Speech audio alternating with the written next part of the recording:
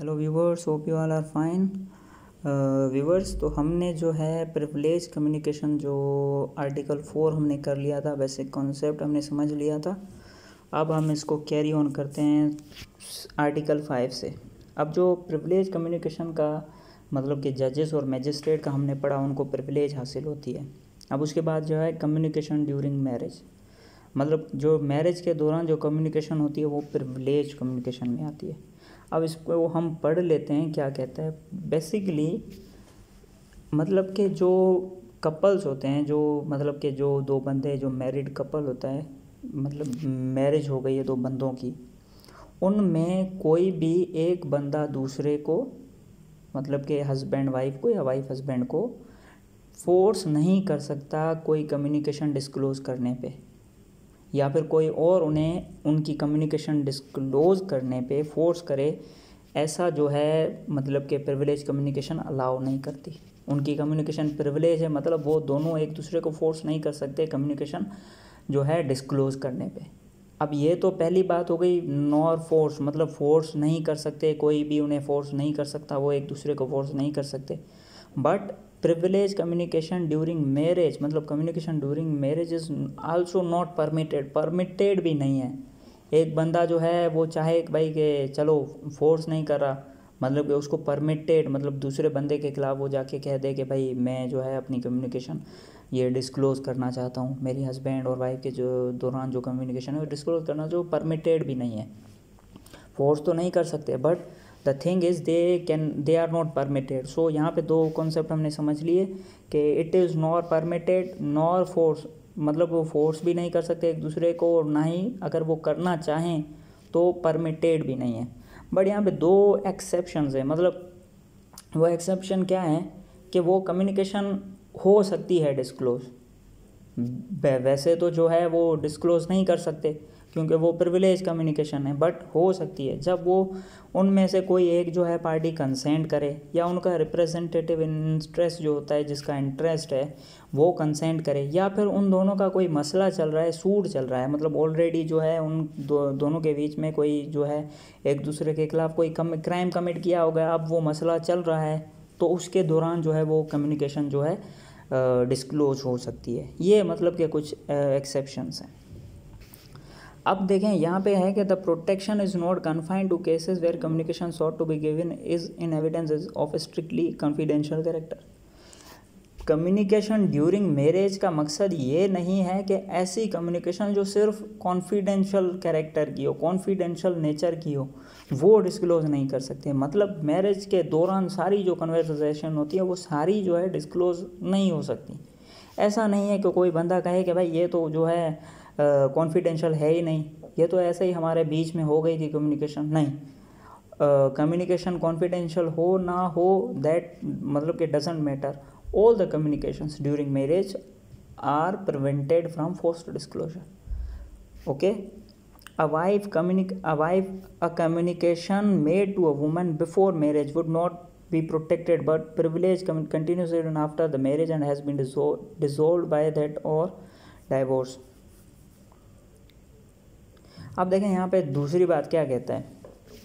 Communication जो है before marriage privilege नहीं होती, बट आफ्टर मैरिज तो प्रिविलेज होती है। बट अगर उन दोनों का मैरिज टूट गया है, डाइवोर्स हो गया है, then still that communication is privileged. अब इसका जब हम आगे जाके जब पढ़ेंगे विडो का कॉन्सेप्ट, तब हमें और क्लियर हो जाएगा।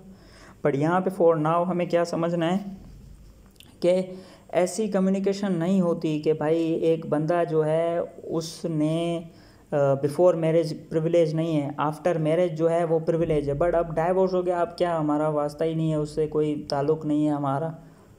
That is not the case. Divorce होने के बाद भी प्रिविलेज कंटिन्यूज़। सो ये जो है हमें बताता है। अब उसके बाद एक केस लॉ है जो बेसिकली जिसमें कुछ इम्पोर्टेंट बातें बताई गई थी। वो क्या थी इम्पोर्टेंट बातें? Where there is no representative in interest. एक बंदा है वो मर गया है, उसका कोई रिप्रेजेंटेटिव इन इंटरेस्ट नहीं है, ठीक है। हु कैन कंसेंट, मतलब हमने क्या पढ़ा था, हमने आर्टिकल जो है इसमें 5 में हमने कम्युनिकेशन ड्यूरिंग मैरिज में स्टार्टिंग में मैंने आपको बताया था कि वो कम्युनिकेशन ऑफ मैरिज जो है ड्यूरिंग मैरिज वो डिस्क्लोज हो सकती है। उनकी कुछ शर्तें हैं मैंने 3 शर्तें आपको बताई थी। एक कहा था कि भाई वो जो है उन दोनों में से कोई कंसेंट करे, या उनका रिप्रेजेंटेटिव इन इंटरेस्ट कंसेंट करे, या फिर उन दोनों का कोई एक दूसरे के खिलाफ जो कोई सूट चल रहा है, एक दूसरे के खिलाफ कोई क्राइम किया है, उसके दौरान वो कम्युनिकेशन डिस्क्लोज हो सकती है। बट यहाँ पे ये कह रहा है कि एक बंदा जो है वो खुद तो मर गया है, अब उसका रिप्रेजेंटेटिव इंटरेस्ट भी नहीं है, तो फिर क्या होगा? तो फिर क्या उसकी इन्फॉर्मेशन डिस्क्लोज हो सकती है, नहीं हो सकती? ये बात हमें समझनी है। देखिए, when there is no representative interest who can consent under this article to the disclosure of communication made by the deceased husband. Deceased husband ने वाइफ को जो कम्युनिकेशन की थी वो मतलब उसकी कंसेंट दे के भाई ये डिस्क्लोज हो सकती है, नहीं हो सकती, ऐसा कोई रिप्रेजेंटेटिव इंटरेस्ट ही नहीं है, तो फिर क्या होगा? The wife should not be permitted even if she is willing to disclose such communication. Wife permitted नहीं होगी अगर वो विलिंग हो कम्युनिकेशन, मतलब पहली बात तो है फोर्सफुली डिस्क्लोज नहीं करवा सकते। अब दूसरी बात है, वाइफ कहती है मुझ पे फोर्स कोई नहीं कर रहा जो है डिस्क्लोज करने को, मैं खुद विलिंगली जो है उस कम्युनिकेशन को डिस्क्लोज करती हूँ, तो she will not be permitted. ये हमने पहले भी पढ़ लिया था कि कम्युनिकेशन जो है नार फोर्स नार परमिटेड होती है ड्यूरिंग मैरिज, परमिट भी नहीं हो सकती। एक बंदा जो है हस्बैंड मर गया है, उसका रिप्रेजेंटेटिव इंटरेस्ट भी नहीं है, अब जो है रिप्रेजेंटेटिव इंटरेस्ट उसका नहीं है, तो क्या वो कम्युनिकेशन वाइफ उसको जो है डिस्क्लोज कर सकती है? अगर वो चाहती है, नहीं कर सकती। यही बता रहा है ये सेक्शन।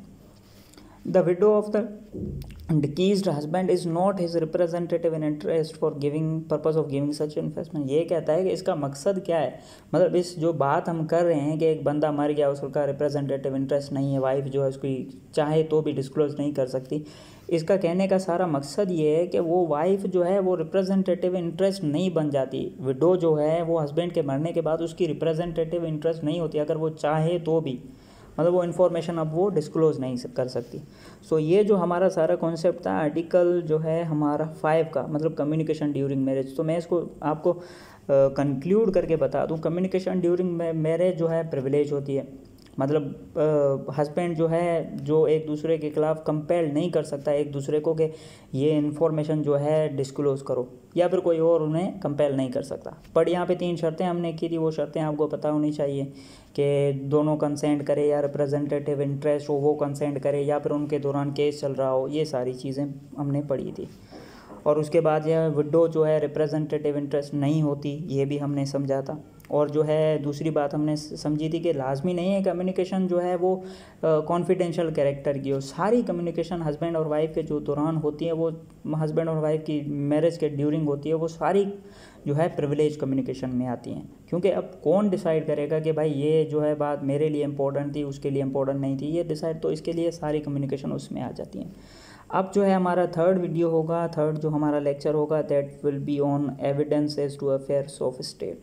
अब देखें यहाँ पे हमें जो आप फर्स्ट वीडियो देखें आपने, उसमें आपको पता चला कि प्रिविलेज कम्युनिकेशन क्या थी और जजेस और मजिस्ट्रेट को प्रिविलेज हासिल होती है। अब दूसरा पढ़ा तब आपको मज़ीद प्रिविलेज कम्युनिकेशन का कॉन्सेप्ट हो गया क्लियर। अब जैसे आप आगे बढ़ते जाएंगे आपको बहुत ही आसानी से सारा कॉन्सेप्ट समझ में आएगा। बेसिकली ये जो है बहुत इंपॉर्टेंट टॉपिक है, इंटरेस्टिंग भी हम इसे कह सकते हैं, बहुत इंटरेस्टिंग है, इम्पोर्टेंट है, तो आहिस्ता आहिस्ता हम इसको कवर करेंगे। Thank you very much.